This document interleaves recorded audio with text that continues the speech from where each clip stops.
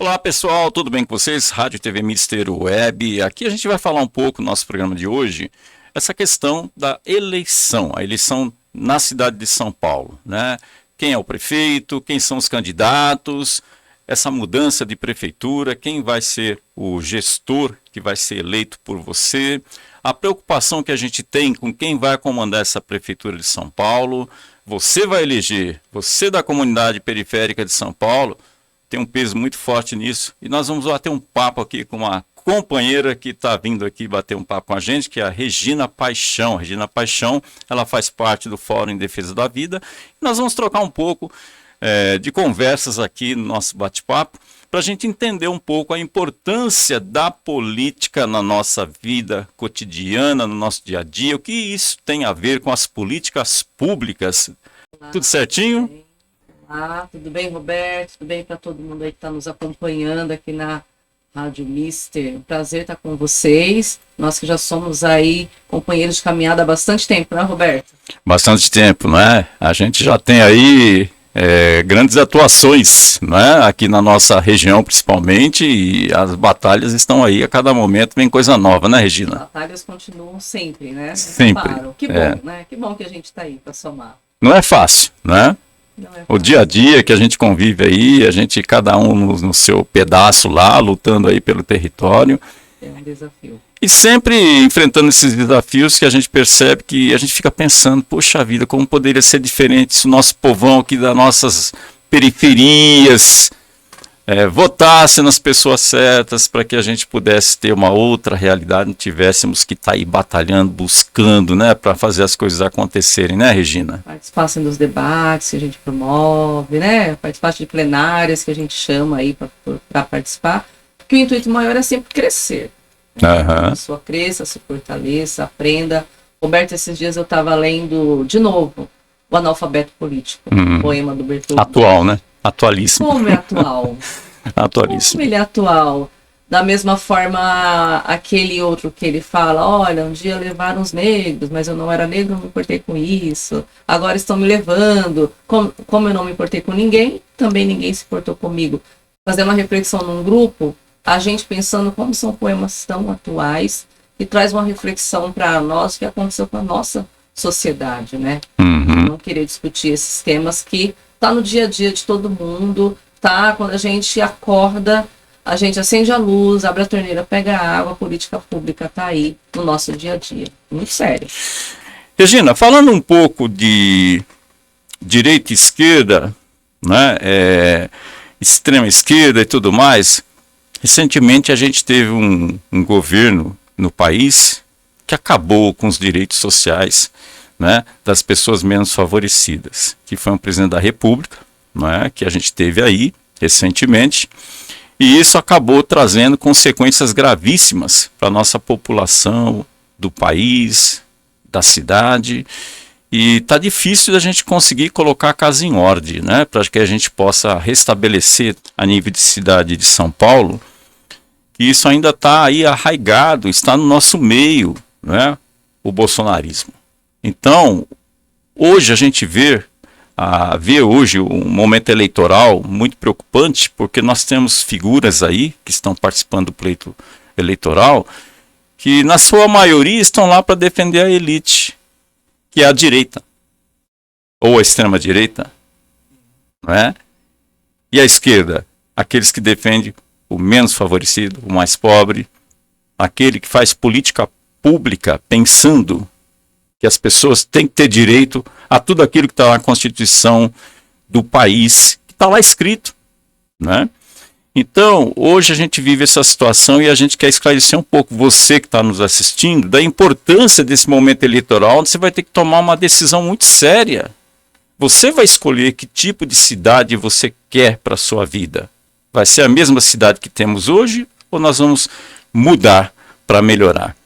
Então é nesse sentido, Regina, que a gente vai bater um papo hoje aqui, para a gente falar um pouco da história da esquerda, dos partidos progressistas que fizeram, no momento que tiveram aí na gestão pública, trouxeram muito benefício para nossas periferias. E a gente vai lembrar um pouco desses benefícios de aqueles que, quando assumiram a gestão, não fizeram nada e a gente não viu o resultado.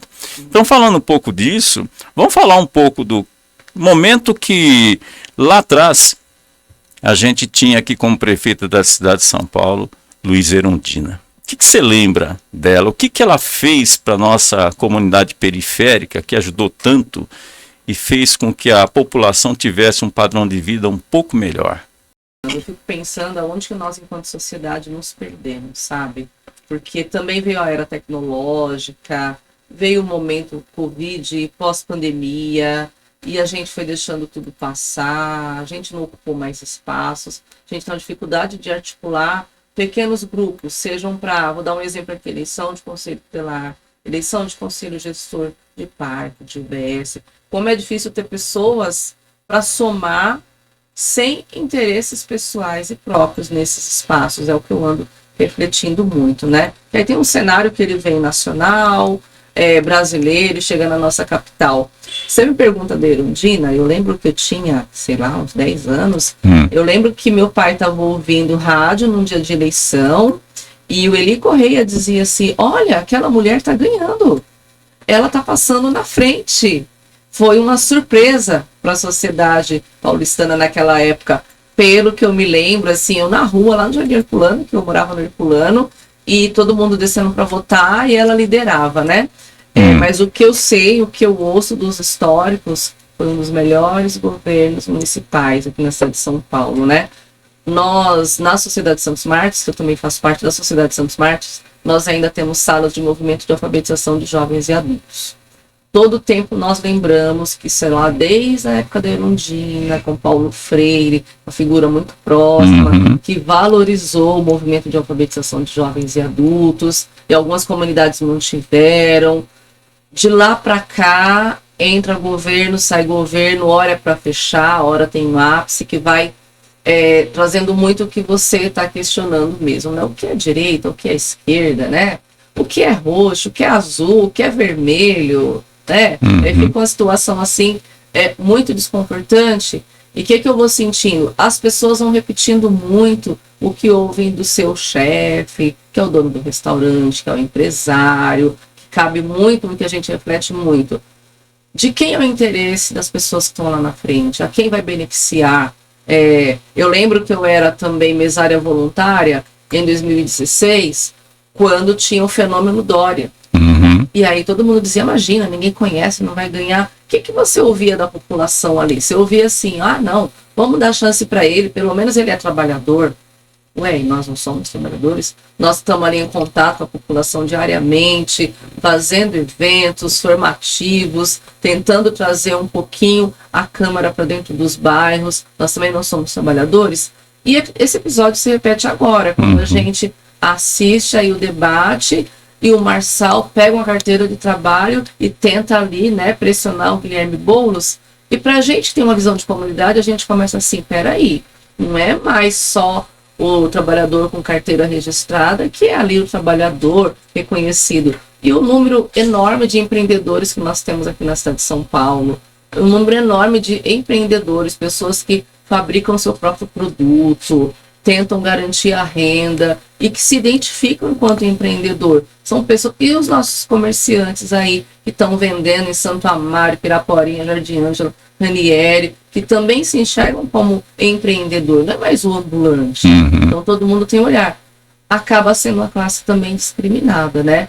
Essa polarização que nós vivemos no nosso país deixou todo mundo muito distante, muito alheio. Saiu essa semana a reportagem que 67% do eleitorado aqui de São Paulo não ainda tinha escolhido candidato a vereador. Então é muito sério isso. Não adianta você ter um prefeito ali muito bom e uma Câmara de Vereadores que não comunga com a prefeitura, que não conhece a periferia, que não conhece os anseios da população da periferia, né? Então é um momento que a gente...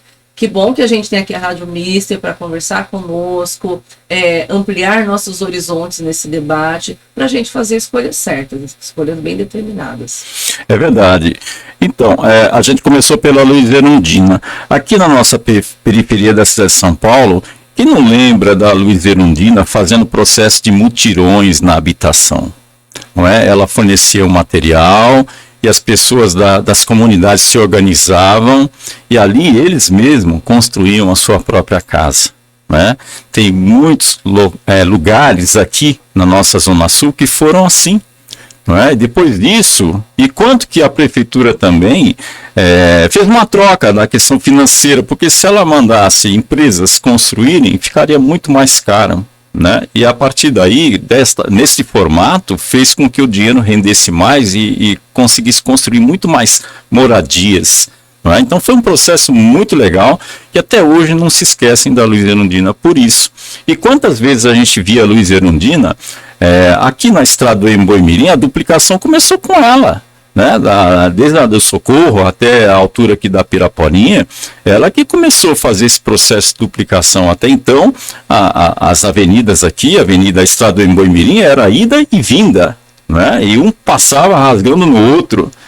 E ali começou já a se pensar também em fazer aquele viaduto, que é a da Guido Calói, a Calói, tudo isso já foi naquele momento da Luiza Erundina sendo discutido já, esse planejamento, né? Inclusive a gente fez uma matéria sobre esse assunto, até aqui a gente até vai repetir isso em outros momentos, mas foi muito importante tudo que a Luiza Erundina fez na área da educação, né? Os professores até hoje lembram da Luiza Erundina nesse momento, e muito do que a gente via ali, orçamento participativo, a discussão nas comunidades, onde ia gastar o dinheiro. Então, a Luiza Erundina, quando veio, ela revolucionou a periferia da cidade de São Paulo.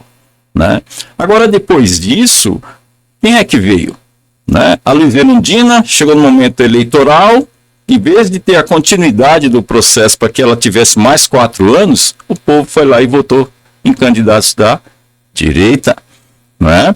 E no final nós ficamos aí mais 4 anos aí sofrendo, sem nada acontecer nas nossas periferias. Bom, depois de tudo isso, quem é que chegou? Foi a Marta, né? O que a gente lembra da Marta? O que a gente pode dizer? Da Marta eu já lembro mais. Né? Lembra mais? Velha, atuando mais. Né? Uhum. É importante destacar o que você falou. Quando você tem um prefeito, uma prefeita que vem da base periférica, que entende que houve essa periferia, a gente tem uma gestão melhor. Depois a Erundina foram 4 anos, mais 4 depois, Pico Maluf. Né? E a Luiza Erundina, foi ela que fez o Hospital de Campo Limpo. Olha só. Né? Tá lá, ó. Aí o outro só vem na gestão da Marta, aqui para Emboimirim, depois de 20 anos de luta do povo de Jardim Ângela, de Emboi, caminhadas com o Padre Jaime, vamos abraçar o terreno, vamos pressionar a Marta também, né? Para quem estava lá na gestão para sair o nosso hospital. Mas isso que vem sendo falado nos programas eleitorais, para trazer a nossa memória, é verdade. Quem é de Emboimirim, quem é da Grande São Paulo, das grandes periferias, sabe o benefício do bilhete único, Roberto. Eu morava lá no Herculano, eu vinha para o Ângela, vinha a pé. Com o bilhete único a gente até se acomodou. Por que a gente vinha a pé? Tinha que descer no meio do caminho e pegar uma outra condução. E aí com o bilhete único tudo foi facilitando. Uma vez eu fui de ônibus para Sapopemba e eu fiz a reflexão, eu estou vindo em Sapopemba com uma condução. Olha que importante isso para as pessoas que não têm condições, né? Então o bilhete único inovou o transporte na cidade de São Paulo. E os céus? Essa necessidade de esporte, cultura e lazer integrado com a educação que veio na gestão da Marta. Nós temos o Céu Casablanca aqui no nosso território, que é o modelo, a gente fala, né, brincando na cidade, que é o modelo Marta, o auditório 400 lugares, uma gestão completa. A gente tem o Guarapiranga, um pouquinho menor, depois vieram os outros, mas a gente ainda sabe a defasagem na cidade de São Paulo e que essa gestão não fez. Agora, no final, diz que inaugurou uma pedra fundamental na Vila Gilda e, pessoal, programa eleitoreiro. Pedra fundamental aqui aos 45 do segundo tempo da eleição. Vamos acordar, né? Então, a gente não teve avanço. E já falando em educação, Roberto, tem muitas questões. Agora, para a gente fazer debates políticos, quando você conversa com professores, é muito interessante. Parece que está tudo lindo, né? Educação tem uma porcentagem bacana do orçamento, mas tem muita decisão que vem de cima para baixo, que não se consulta a rede dos professores, muito menos os coordenadores. Então a gente ainda tem escolas com bastante deficiências aí de estrutura. Tem, pós-pandemia, tem um crescimento muito grande de alunos autistas e não tem um suporte, uma sala multi-efeitos para os professores irem lá, pegarem material, tem um professor a mais, tem muita defasagem. Como na rede de educação infantil, também os bebês estão chegando com vários transtornos, não tem um suporte adequado para esse professorado. E assim, o Ricardo Nunes tem falado muito do bônus de R$6.000, você já ouviu dizer, né? Sim. E as professoras que estão ali, são mais críticas, elas têm falado assim para mim, é uns R$6.000 por ano, a que custo?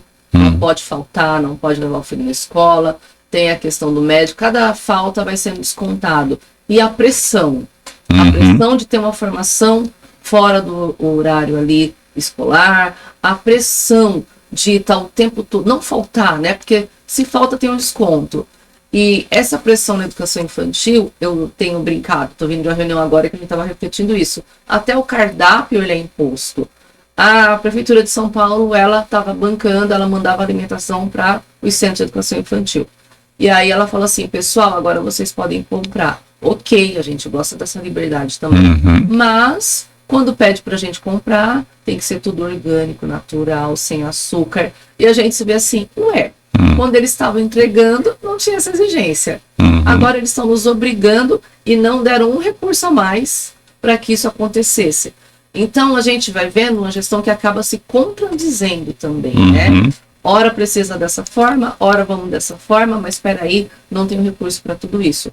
E já falando nessa questão da educação infantil, paga-se o piso nacional para os professores, ok, mas não tem um ajuste para diretor, coordenador, equipes operacionais das 6, então são equipes muito pequenas para muito trabalho, e quando a gente fala assim, olha, eu preciso de um auxiliar de limpeza a mais, a gente remaneja do recurso, não tem um recurso a mais para isso. Então, aonde está tão boa a educação, assim, né? Aonde está tão bom? É o que a gente acaba questionando também quando a gente está em rodas de conversa, onde as pessoas conseguem pensar nisso. Tive a oportunidade também de estar conversando com o pessoal que está fazendo o programa do Boulos, e a gente levou tudo isso para eles, né? Precisa sentar, se ganhar, se der certo, que é o que nós queremos, vamos sentar, começar tudo de novo, abrir o debate para a rede toda, para que essa rede seja parte. Não que ela seja uma rede que vai receber tudo de forma impositiva e tem que acontecer. Da mesma forma, ouvir os alunos. O Roberto estava numa manifestação muito legal no centro, uma aluna de 13 anos teve coragem de pegar o microfone no meio da multidão, que isso é o máximo, né? Um adolescente ali se empoderando, e ela falava assim, olha, tá todo mundo falando da educação integral, da escola em tempo integral, mas ninguém nos questionou. Que tipo de escola integral os alunos querem? Não é essa que fica até 2 horas, depois vem para casa, não pode ir para o CCA, que é o programa da assistência, não fica o tempo adequado na escola, os pais ficam enlouquecidos porque o filho fica à mercê, sai, fica por aí, não tem por onde ir, e a gente luta por uma educação integral, onde a gente possa conversar entre secretarias, pensando na criança, no adolescente, e nesse que rol de atividade a gente pode propor. Mas nós, dos movimentos, nós entendemos que tem que ser uma conversa feita no coletivo. Vai dar trabalho? Vai, mas a democracia. Democracia é isso. Todos. É o que nós temos brigado muito para que a gente volte a fazer esses debates aí na rede da educação. Agora, Regina, na rede da educação, os professores têm noção do que o governador pretende fazer, que é privatizar a educação? Já está fazendo a partir da gestão terceirizada, de direção, né, do pessoal de limpeza, enfim, mas a intenção é chegar nos professores. E os professores, será que têm essa noção de que uma hora ou outra eles vão passar a ser terceirizados, né? Tem essa preocupação entre os professores, e aí a oportunidade é da gente pensar agora que é um momento eleitoral, porque a Prefeitura de São Paulo atualmente também pensa nisso, tanto é que ela já tem alguns modelos já com as associações terceirizadas na área da educação, que é pensando nisso, não é? Quantos de professores poderiam estar no outro regime e hoje está sendo contratado por empresas terceirizadas? Sim. E a qualquer momento, a educação vai perder muito com isso, porque não vai ter mais concurso público, já estão tirando, né, eliminando os concursos, fazendo uma vez ou outra, já justamente para ir fazendo aquela possibilidade de fazer a transição, né, sem dar muito sopapo. Agora, como é que você vê os professores? Tem uma rede de professorado muito disposta, muito aguerrida, muito preocupada, mas a gente tem um campo que a gente está falando de inúmeras pessoas, né, Roberto? E a realidade desse professor, dessa professora em sala de aula hoje, que é uma realidade desgastante, né? Que está preocupado ali com o ensino, está preocupado ali com o pedagógico, está preocupado com o futuro, e tem essa carga de pressão da prefeitura. Eu acredito também que tem um desânimo, tem um desgaste aí, e precisa-se de sindicatos fortes também para ir aquecendo. Eu tenho cutucado muito as nossas colegas do sindicato, da escola cívico-militar, né? Quando a gente fala de escola, a gente tem um cenário estadual e municipal, que no nosso território, todas as periferias, eles se misturam, né? De fato, a gente sabe que a municipal tem estrutura melhor do que a estadual. A gente anda discutindo muito. Eu faço parte, Roberto, não sei se eu cheguei a te falar, Conselho Estadual de Assistência. E lá tem também a pasta da educação presente. E você vai conversando a nível de estado, então é maior ainda.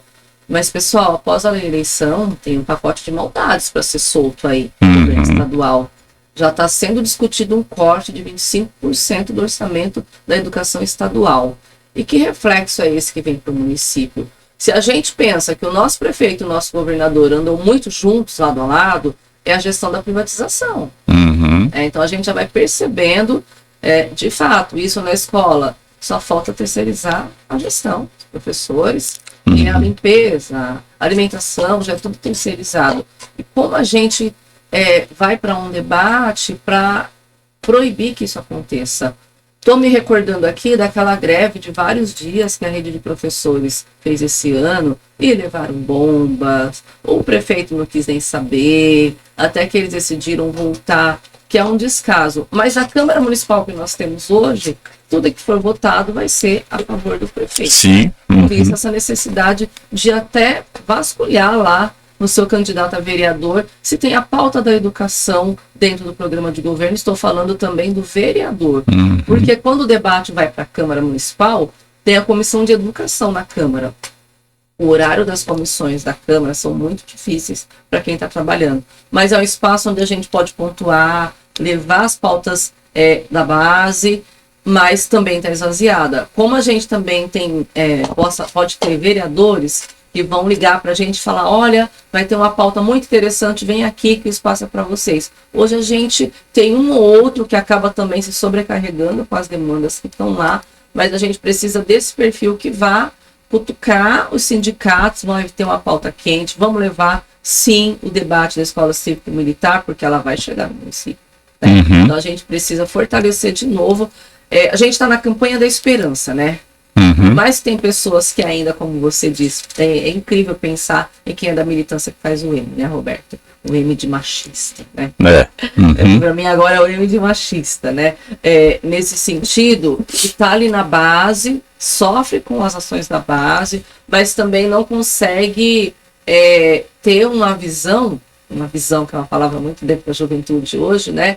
De que a gente pode ter outros caminhos. Quais outros caminhos são esses? Mas a gente não pode desesperançar, pessoal. Vamos acertar esse voto. A gente tem a possibilidade de mudar e se apropriar dentro dessas pautas, principalmente em comissões, que é algo que eu acredito muito, dentro da Câmara Municipal. Muito bem, então, nós falando aqui na parte da prefeita Marta Suplicy, quando teve a gestão aqui em São Paulo. Olha a revolução, né, que ela fez nas periferias, a começar da infraestrutura. Ela rasgou as avenidas, tanto em Parelheiros, Capela do Socorro, Santo Amaro, Boimirim. A gente só via as pessoas reclamando, olha, mas tinha que fazer tudo isso, parará, mas olha o resultado. É lógico, a gente vai pintar a casa da gente, a gente sofre pra dedéu, né? Mas depois que pinta, fica tudo bonitinho, oh, que maravilha, não é verdade? E foi o que aconteceu. E na época do transporte também, que nessa questão do transporte que a gente teve aqui, né, a época dos pirueiros, aquele monte de transporte que a gente tinha, irregular, correndo riscos, um monte de coisa. A Marta foi lá, enfrentou e trouxe os busões, né? Esses ônibus que a gente anda aí hoje confortável. De onde que veio? Veio de um governo de direita? Não, veio de um governo progressista de esquerda. Isso é importante, porque a esquerda é que se preocupa com as políticas públicas. É a esquerda que se preocupa em dar um padrão de vida muito melhor para a nossa população. Então você, gente, que quando vai no hospital, ou seja do Embu-Mirim, ou seja do Campo Limpo, ou seja de Parelheiros, que você sofre lá até 12 horas ou até mais para ficar aguardando um atendimento, as unidades básicas de saúde, UPAs, tudo precisando funcionar como deveria para nós, esse governo que está aí não tem essa preocupação. Agora, um governo novamente voltando para os nossos interesses da periferia, da comunidade que precisa dessas políticas públicas, a gente vai ter uma outra realidade, não é? E o Boulos representa esse campo, o Boulos representa o atendimento das nossas necessidades, e ele vem junto com a vice, que é a Marta Suplicy, que já tem uma experiência e vão trazer tudo de volta. Tudo que a gente perdeu, vão trazer de volta, não é?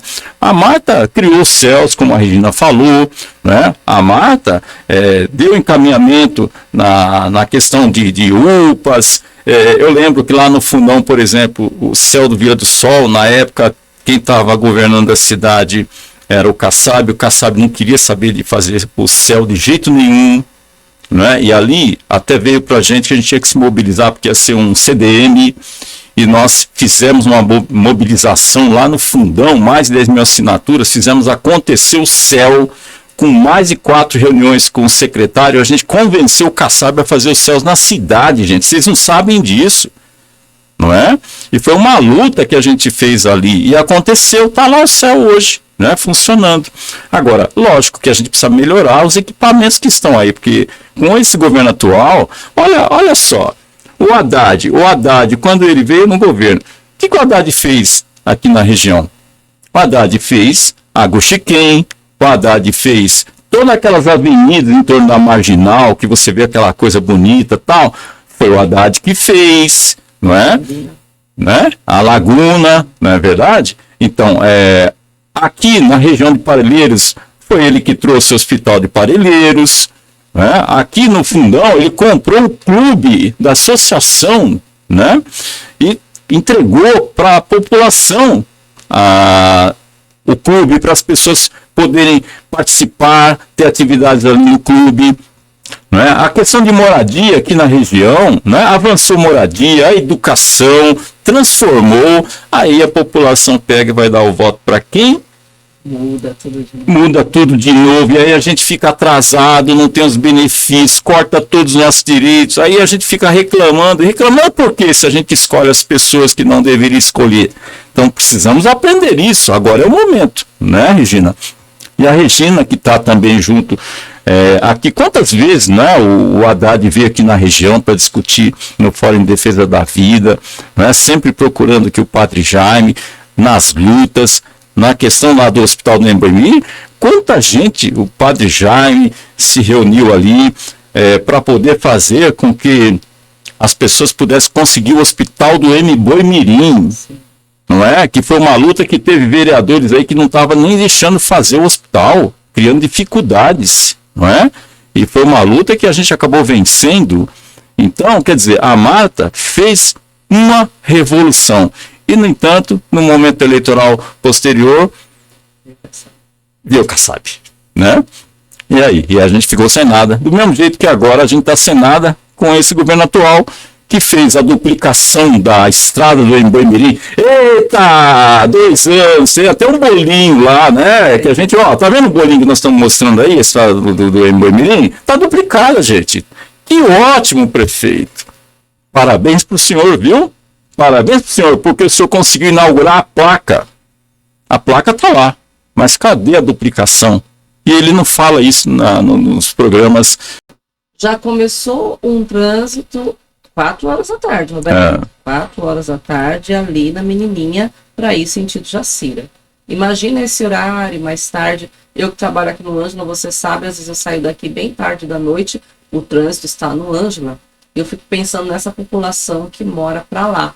Estava falando do Haddad, aquele simples alargamento que teve ali entre Capelinha, antes de Capelinha, parece outra coisa, mas é algo que ampliou ali a acessibilidade. Da mesma forma, tem algo na gestão Haddad que a gente só percebe quando a gente sai fora de São Paulo. Eu fiz essa experiência esses dias, a luz de LED em toda a cidade, né, que clareou, de repente clareou. Fui para Campinas um dia desse, anoiteceu, e eu tava lá, luz vermelha, é verdade, a nossa é de LED. Então, é um benefício tão importante, mas a gente só observa quando a gente sai da cidade de São Paulo. A gente não valoriza, não entende, não pensa em que gestão que isso foi. Outra coisa bacana que os outros sucessores mantiveram, a Avenida Paulista. No final de semana. Que foi o Haddad, né? Foi o Haddad. Muita gente não sabe disso, né? Eu adoro a Avenida Paulista, domingão, galera. Com juventude, com filhos, com pai, com todo mundo. Que você tá ali, a cidade ela é nossa também, né? Nós precisamos pensar nisso. Toda a cidade de São Paulo ela é nossa. A gente vai pedindo coisas aqui para o nosso território, mas a gente precisa se apossar desses centros culturais que tem lá no centro, a gente que é o modelo aqui para o nosso território. Mas a gente precisa ir, precisa conhecer. E foi tão importante que as outras gestões mantiveram, pessoal. E a gente não lembra disso, Roberto. Eu lembro na cidade de Pava, tem aquela ponte, né? Isso, aquela ali ponte. do Parque do Lago. Quantos anos ficou de se fazer aquela ponte e nada. O Haddad foi lá e fez aquela ponte. Depois todo mundo era morador de cidade de Pava, você sabe disso, né? Foi o Haddad que fez isso aí, entendeu? O metrô até o Capão Redondo, na época da Luiz Erundina, foi uma luta para a gente construir esse metrô que viesse até o Capão Redondo, gente. Isso aí foi quem que começou a articular isso? O Vicente Cândido, na época, que era o subprefeito, né, com a Luiz Erundina. Quantas reuniões na Associação Banco do Brasil para esse metrô chegar no Capão Redondo? Né? Um avanço. Um avanço. Agora está na luta, a gente está na luta para trazer até o Jardim Ângela. E o Lula já mandou verba, né? Entregou lá para o Tarcísio, danado, para começar a fazer essa obra. E estão enrolando, entendeu? Estão enrolando. Agora o Boulos disse que vai abraçar isso, a duplicação da estrada em Boimirim, né? E posso dar uma atualização para vocês aqui. Opa, vamos lá. Que eu faço parte também do Rosevaldo. A gente teve uma reunião há um mês, mais ou menos, eu pude falar diretamente com o secretário, e as perguntas eram bem objetivas, Roberto. Quando começa? Quando começa? Até março. O projeto primeiro fica pronto até o final desse ano. Quando começam as obras? Em março. Tem previsão de entrega? A pergunta foi bem assim. Espera-se em 2029. Então já estão vendo de recurso, aí a gente falou do recurso do PAC, né? Então, eu até brinquei, será que eu vou ver inaugurar a Estação Jardim Ângela? Que é o sonho de todos nós, né? E, pessoal, a gente também tem uma preocupação com a questão da moradia. Quanto a gente tem brigado lá, falado para eles, olha, como vai ser essa questão de conversar com as pessoas por onde vai ser o anaviário que vem por cima, igual aquele da Estação Redondo, né? Que gasta-se menos. Mesmo assim, tem uma questão mobiliária aí. E incrível que pareça, as pessoas que estão lá estão bem preocupadas e se comprometeram com a gente de, no início do ano, talvez março, após o carnaval, virem para o território falar do início dessas obras, que nós achamos interessante. Agora, enquanto SOS, enquanto Fora em Defesa da Vida, a gente vai estar ali fiscalizando, tá no pé, e também passando para o Roberto aqui divulgar para vocês e vindo nessas possíveis audiências que vão acontecer. Mas a audiência pública, aberta para a comunidade precisa ir participar e questionar onde a gente vai fazendo a diferença em tudo isso também. E mais uma coisa, nessa questão do Boulos, né? O Boulos, vindo como prefeito, ele mais o Lula, já tem projetos para a cidade de São Paulo, não é? Essa parceria ela é importante. não é? Então, você vê, aqui acima do hospital ali, parece que tem um instituto, né? Fala um pouco do instituto. Sim. E o que mais está buscando? Acho que a universidade também, não é isso? A Caixa Cultural que vai chegar, né? Olha aí, Isso, quantas né? coisas, né? Roberto está fazendo a gente voltar um pouquinho atrás, dia 29 de junho. O presidente Lula veio aqui no Jardim Ângela fazer os anúncios. Os anúncios eram 4. Eram 4, viraram 5, eram 3, viraram 4. Na verdade, era do Instituto Federal, que os jovens começaram a luta, junto com os educadores aqui do território, os cursinhos populares. Em um ano começaram a luta, pressionaram o prefeito, vereadores, ministros, uma luta bem interessante e que envolve a juventude, a carta da juventude. A luta é pela universidade e pelo Instituto. O mais próximo da gente é a chegada do Instituto Federal. Mas pensar nisso sem pensar terreno era complexo. E aí houve uma negociação para aquele terreno, pessoal, lá na Menininha, onde tem o recuo das linhas Praça da Árvore, São Francisco. Você começa a pensar, tem um terrenão ali, né? E aí está tendo a desapropriação, a prefeitura conseguiu negociar com o proprietário, pagou, tinha um problema de PTU.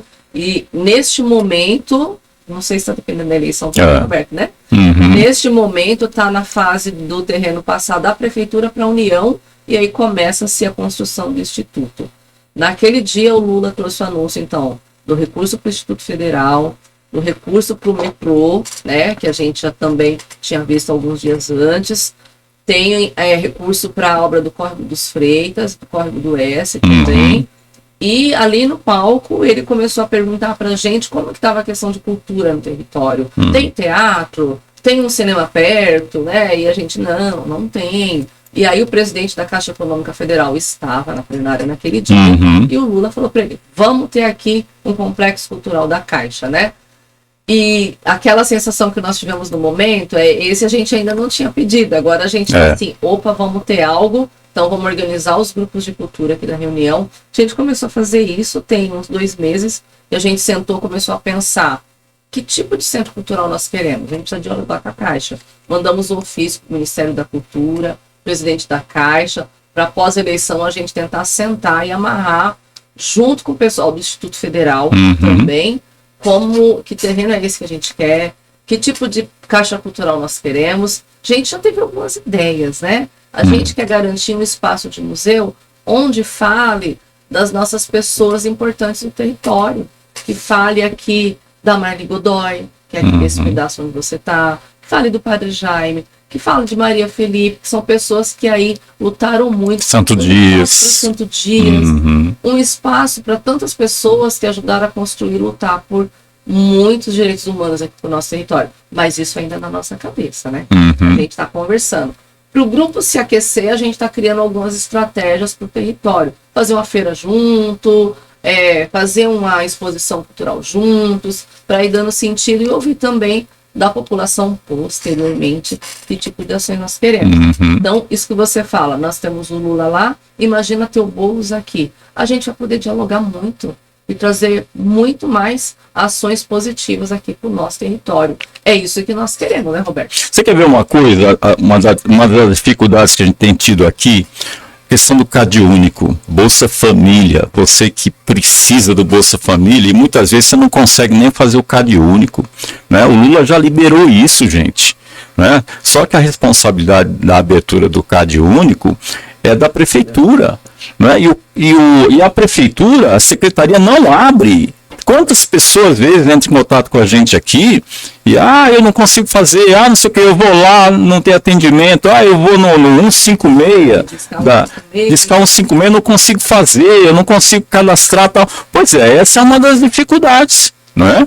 Por quê? Porque o interesse do governo atual que está na gestão de Ricardo Nunes não é ver o olhar para as pessoas que precisam, porque dificulta, né? Porque o governo já abriu isso. Agora, por que a Prefeitura de São Paulo não toca esse negócio aí? Né? Porque não tem interesse, essa é a verdade. E a população é que se prejudica com isso. Né? Por isso que é importante a gente ter um governo que seja sintonizado com as necessidades do nosso povão da periferia. Agora tem a oportunidade de você, nesse momento eleitoral, querer saber, escolher o que você quer. Continuar com aquele que teve 4 anos para fazer e não fez, está fazendo agora, gastando dinheiro aí, quebrando avenidas, Guxiquem, que não precisa quebrar, não precisava quebrar, né? Estava boa a avenida, por que quebrar? E está fazendo isso, uma quebradeira total na cidade de São Paulo, não é? E tem lugares aí, em Parelheiros, aqueles setores mais do fundão de Parelheiros ali, né? Barragem, não tem nada de políticas públicas ali, aquele povo está marginalizado, esquecido. Não é? Então, é na cidade toda, gente. E agora nós temos a oportunidade de trazer de volta isso. Eu só vou dar um toque para você. Sabe qual é a preocupação da continuidade do governo? É a privatização. Porque se eles começarem nessa linha de privatização, como já veio a Sabesp, né, a prefeitura aprovou a privatização da Sabesp, né, é de vir também a privatização da saúde, que já está, né, uma parte pelas OSs privatizada. Agora só falta privatizar o resto. E se você, de repente, não for num posto de saúde e não tiver mais a possibilidade de ser atendido pelo posto de saúde, os hospitais, porque estão privatizados, você vai querer pagar plano de saúde? Será que vai chegar nisso? Mas depende que eu vou votar. Se eu vou votar para alguém que está privatizando tudo, eu fico com medo, não é? Porque daqui a pouco eu preciso me dar uma dor de barriga, onde que eu vou? Eu vou na unidade básica de saúde, eu vou no hospital, chega lá e eu não sou atendido porque foi privatizado tudo. Nós vamos correr esse risco, gente? Não podemos. Essa privatização da água aí, nós vamos ver quanto que a gente vai gastar. Veja bem o que aconteceu. Você vê isso da água, todo dia cortando água e tal, a gente percebe isso, né? Mas já estava acontecendo. Estava acontecendo porque a ideia era deixar o serviço péssimo para você depois justificar e falar assim, não, tá uma droga, né? Deixa privatizar. Aí privatiza. Melhorou alguma coisa? E você vai sentir no bolso daí para frente, não é? Então, quer dizer, o que a gente sente hoje, a Enel, a questão da Enel aí, da energia, né? Agora a gente vai perder a possibilidade de votar em alguém para a gente não deixar privatizar a saúde, a educação e tudo mais, não é? Porque a gente simplesmente achou que o cara lá que representa a elite, né? Não vai fazer um bom governo. Gente, a gente precisa ter consciência. Por isso que nós estamos conversando aqui, mostrando para você esse lado da importância da gente votar nas pessoas que estão preocupadas com a gente. Porque o resultado nas políticas públicas, só nós vamos decidir isso, né? Depende daqueles que a gente vai dar o voto. É muito importante. Regina, então o que a gente vê aí? Hoje, Regina, eu peguei até aqui no TRE, só para você ter uma ideia, gente, olha. Eu vou falar do patrimônio aqui dos candidatos a prefeito da cidade de São Paulo, Regina. O que você acha? Em primeiro lugar, Marçal, 169 milhões é o patrimônio dele, Regina. 169 milhões. Essa rubrica, nesse dinheiro na minha mão, não consigo pensar nisso. É muito dinheiro. É muito dinheiro, né? Não dá nem para gente saber o que é isso. Olha, segundo lugar, da Atena, 38 milhões. Olha só. Terceiro lugar, Marina Helena, né? 10 milhões, aquela economista. Quarto lugar, Ricardo Nunes, 5 milhões.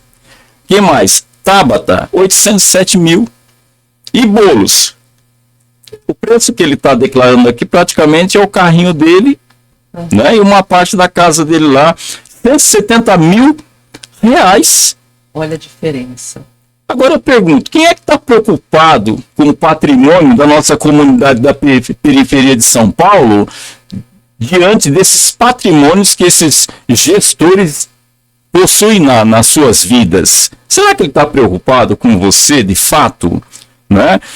Se preocupando com a sua condição de vida, né? Diante desses milhões que eles têm, ou eles estão vindo só buscar o voto na periferia porque a elite não tem voto suficiente para elegê-los? Será que é isso, Regina? Muito a ver isso aí, né? Só quero voltar, se me permite, Roberto, Sim. a privatização dos cemitérios. Pois é algo que as pessoas ainda não se antenaram. Só quem está passando por uma causa morte está vivendo isso. É tudo hoje quanto você paga. Quem não tem condições precisa declarar, ter o CAD único, ir fazer uma declaração, tem uma espera. Olha, é o momento de lidar com a dor mais profunda do ser humano. Uhum. Nós ocidentais demoramos muito a fazer o luto, isso machuca demais. Então, privatizar o cemitério é lidar com a dor do outro. As pessoas não estão entendendo muito isso. É. E muita gente tem um terreno, comprou, pagou, mas as pessoas mais simples não têm condições. Muitas pessoas chegaram aí na Santos Mártires e perguntam assim, olha, eu preciso enterrar meu ente querido, o que eu faço? E nem todo mundo tem CAD único, minha gente. Então precisa, olha, para você garantir que você é pobre, você precisa ter o CAD único. Aí a pessoa precisa ir, é esse processo mesmo. Liga o 56, vê agendamento, ou vai no Descomplica, pode ser que tenha vaga, mas tem que juntar toda a documentação. Agora você imagina, morreu alguém da sua família, você está sem chão, vai ter que juntar documento, ter um cadastro pelo menos para poder enterrar. Não adianta, você vai tentar fazer a vaquinha com os amigos, correr atrás de alguém. E observem um fato interessante também. Infelizmente, alguns amigos meus também morreram esses dias. Uhum. E vai para São Luís. Vai ser das 8 às 10. É esse período. Vai ter ali um momento de oração e vai enterrar. O senhor estava assim, mas só esse período é o quanto você paga. Se você tem recurso a mais, você vai poder ter um velório a mais, da celebração. Então, precisa pensar nisso também. A gente está deixando isso passar. Os nossos candidatos também não estão falando muito. E o reflexo está indo para quem? Para a classe que mais precisa na nossa sociedade aqui de São Paulo. Aí vem você com essa declaração aí dos bens dos declarados, né? É só a gente começar a pensar mesmo. A gente está vendo uma elite que desconhece a cidade de São Paulo. No caso aí, vamos falar do Pablo Marçal, que não é de São Paulo. Todo mundo deve ter visto aquela reportagem quando o Heródoto Barbeiro da CBN pergunta para ele, você sabe onde fica o Capão Redondo? Como você chegaria do Capão Redondo? Ele, não sei, iria de metrô. Eu perguntaria, desconhece a nossa cidade, né? Tem ideias mirabolantes que você começa a pensar, isso não cabe na cidade de São Paulo. E as pessoas vão se enganando, se encantando. Sabe o canto da sereia? Vai indo, vai se dominando, vai se levando, e a gente pode ter um caos. Roberto falou do CAD único. Pessoal, tem 47 milhões aí, 47 milhões parados no cofre da prefeitura no fundo, que é para o CAD único. Mas é um programa de investimento do governo federal, cai em São Paulo. Claro que o prefeito está segurando um pouco. Eu estou do lado do CRAS Ângela, toda terça, toda quinta, a fila é quilométrica, Roberto. Olha só. Vai lá, faz a reportagem, entrevista as pessoas. E olha só, quando se conhece a comunidade, nem todo mundo tem crédito o tempo todo, tem um celular potente, vai ligar um 56, ficar lá esperando, ficar discando, o agendamento vai para daqui 2 meses, e a fome é agora. E é difícil conseguir o agendamento, Nós viu? nem estamos falando da fome, né? Aí tem a fome que é agora. A gente ainda tem parceiros na rede que consegue adiantar, fazer um cadastro, mas e o recurso do serviço público? A nossa prefeitura devia ter feito uma licitação, espalhado aqui cadastradores na cidade de São Paulo, para que não tivesse esse retrocesso no cadastro único. São Paulo está lá atrás, minha gente, sabe? E falar do CAD único é falar da assistência social.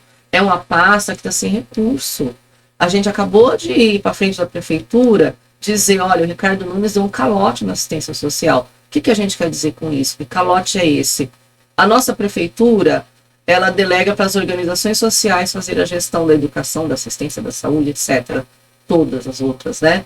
Mas ela não dá condições, Roberto. Então ela fala assim, olha, você vai ter um núcleo de idosos, que o pessoal conhece bastante, um centro para criança e adolescente, que nós temos 33 aqui em MBoi, ok, vamos fazer a gestão. Só que é uma relação CLT, tem um sindicato. O sindicato propõe lá um aumento de 5% dos trabalhadores. A prefeitura parceira vai repassar o valor para a entidade passar para os trabalhadores. Roberto, o ano passado, esse dissídio saiu em dezembro, tinha que pagar de julho a dezembro, a prefeitura não repassou até hoje. Repassou 2 meses agora, de maio para frente. O que está acontecendo na assistência? Entidades já entregando serviços importantes para a comunidade, porque vai ficando sufocada, vai ficando no vermelho, chega um momento que você não aguenta, então precisa entregar serviço. Agora pensa comigo, aqui no Ângela, no São Luís, nós sabemos, nós chamamos na assistência dos bolsões de vulnerabilidade, do sistema pobreza, como a gente fecha um CCA no Nakamura, que é um centro para criança e adolescente, como a gente fecha um centro para criança e adolescente no bairro do São Luís. No Ângela nós temos um centro de defesa da mulher, um serviço importantíssimo, que está com recurso escasso. Então a gente está muito assim, vamos ver quem ganha, vamos ver quais são as metas da gestão, porque se não melhorar não tem como continuar. É uma decisão de gestão, de um prefeito que deu um calote, estrangulou as organizações que não dizem amém para a prefeitura. Porque essas denúncias que estão nos jornais, que estão na internet, que estão no Instagram, dos benefícios aos padrinhos, é verdade. O pessoal do outro lado da represa, eles falam muito. Aqui, essas denúncias dos terrenos irregulares, que são de propriedade do prefeito, é verdade, Regina, você está assustada, é muito pior do que você está pensando. E aí me vem uma interrogação mesmo, né, no rosto. Esse apadrinhamento, então a gente sabe desses desvios e a gente fica inconformado, como as pessoas não entendem, né, ou desconhecem, né, o desconhecer eu perdoo, né, precisa correr atrás, buscar informação para mudar isso. Então o dinheiro que falta para pagar um trabalhador ou uma trabalhadora nas parcerias está desviado aí para padrinhos, para benefícios próprios, Roberto. Isso é muito constrangedor, isso é muito, dá uma angústia, dá uma sensação de enxugar gelo e a qualquer momento a gente pode perder serviços importantes para o nosso território. É bem importante denunciar isso aqui. Então, gente, está aí, né? Nós já estamos aqui quase finalizando, mas dizer para você que agora nós vamos ter a oportunidade de retomar tudo isso para as nossas periferias, para a nossa comunidade, ter padrão de vida, melhorar as condições da vida que a gente vive na periferia da cidade de São Paulo. Não é o rico que precisa do hospital do Boimirim, não é o rico que precisa do hospital de Parelheiros, não é o rico que precisa do Campo Limpo, do hospital do Campo Limpo, UBS. Ele tem lá as suas condições, ele não vem buscar hospitais públicos, nós não.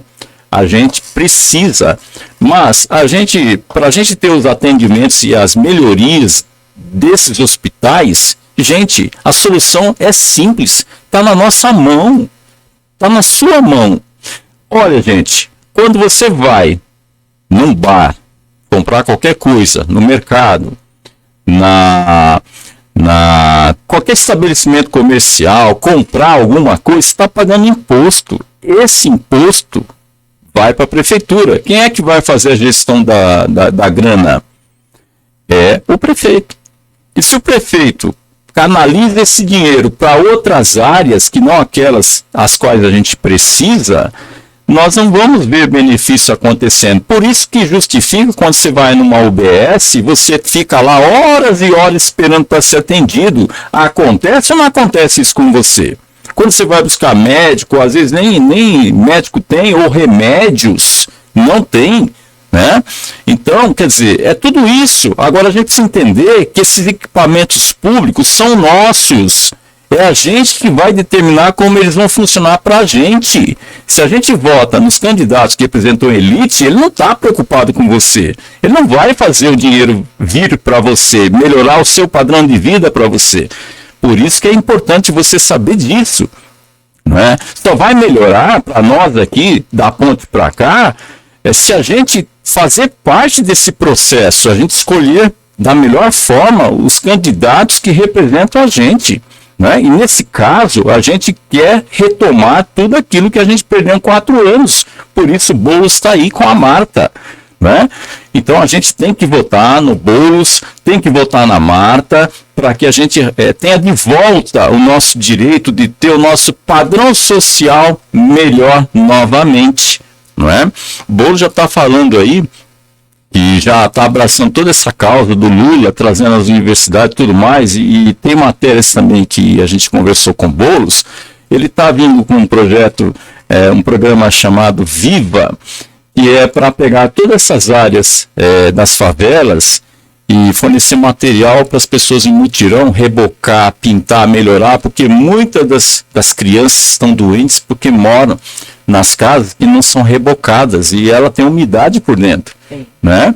E as crianças vivem doentes. Então, esse dinheiro que a prefeitura vai investir, ele vai diminuir no fluxo das pessoas que procuram as unidades básicas de saúde para o seu atendimento, porque gastam lá. Né? Então tem que investir nisso, e ele vai fazer, já está colocando isso no programa de governo, né? E também a questão da duplicação que ele já assumiu da estrada do MBoi, a questão de também participar da questão do metrô, a questão também da Palestina, né, para fazer as habitações ali. Isso tudo já está dentro da proposta do governo de Boulos. Então agora é a oportunidade da gente ver acontecer, mas depende da gente no dia 6 de outubro, né? Domingão tá aí. E o que a gente vai fazer lá? A gente vai lá dar o voto pro Marçal, pro Datena, pra Marina Helena, pra Tabata, não é? Não, vamos lá, eleger Boulos e Marta. Muita gente não sabe que a Marta é vice do Boulos.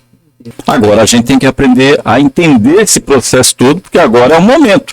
Dia 6, Boulos e Marta, Boulos 50, e escolha também vereadores que representam os partidos progressistas, para que a gente tenha Boulos com a Câmara Municipal bastante fortalecida. Senão, vai acontecer o quê? O que o Lula está tendo que governar com muita dificuldade, com o Congresso Nacional só de representantes da elite. Ele fica acuado, né? Ele não consegue governar direito, aí tem que fazer negociação para poder governar. Não é? Então não é fácil, gente, não é fácil, tudo depende de você. Então vamos fazer a nossa parte?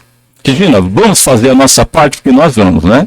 Vamos fazer a nossa parte. Eu vou puxar a sardinha para o lado da mulherada. Nós precisamos de mulheres na Câmara Municipal de São Paulo. As mulheres que estão lá hoje, a ala é aquele grupo que sempre defende nós, os pobres, o PT e o pessoal, são mulheres porreitas, aguerridas, que estão lá, mas ainda é um número insuficiente, seja em São Paulo, seja no estado, seja no Brasil, né? Então a gente precisa que a mulherada seja inteligente, vote em mulher, sim, contradizendo o machista. Mas tem muito companheiro maravilhoso também, inclusive do nosso território. O que você precisa fazer?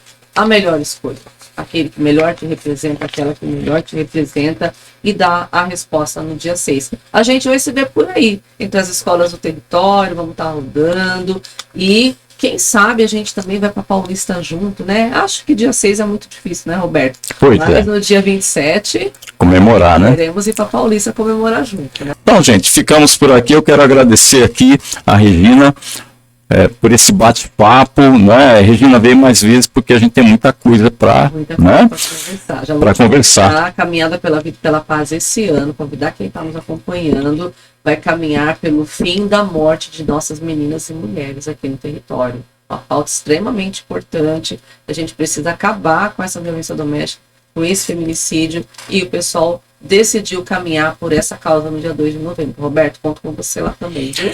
Se Deus quiser, estaremos juntos. E Padre Jaime? Presente. Obrigada aí. Grande abraço a todos vocês e vamos seguir na luta aí, porque a gente tem muito que conquistar, gente. A oportunidade é agora. Depende só de você. Tchau, tchau. Tchau.